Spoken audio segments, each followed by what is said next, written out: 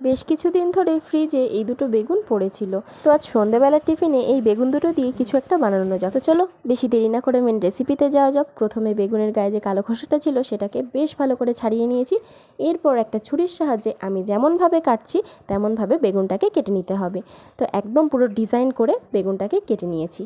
এরপর ঠান্ডা জলে বেগুনটাকে বেশ ভালো করে ধুয়ে নিলাম আর একটা টিস্যুর সাহায্যে বেগুনগুলোকে ভালো করে মুছে নিচ্ছি যাতে বেগুনের গায়ে একটুও জল না থাকে।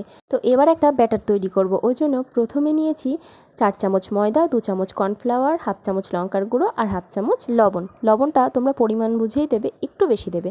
তারপর অল্প অল্প করে জল দিয়ে একটা ঘন ব্যাটার তৈরি করে নিয়েছি। তার মধ্যে ডিজাইন করে যে কেটে রেখেছিলাম বেগুন, ব্যাটারে ডুবিয়ে ভালো করে স্নান করিয়ে বিস্কুটের গুঁড়োই কোট করে নিয়েছি। এবার গরম তেলের মধ্যে ছেড়ে উল্টে পাল্টে লালচে করে ভেজে তুলে নিলেই রেডি হয়ে যাবে এই কুড়মুড়ে ক্রাঞ্চি বেগুনের রেসিপি। সত্যি কথা বলতে খেতে তো দারুণ হয়েছিল। ভিডিওটা ভালো লাগলে অবশ্যই একটি লাইক করবে।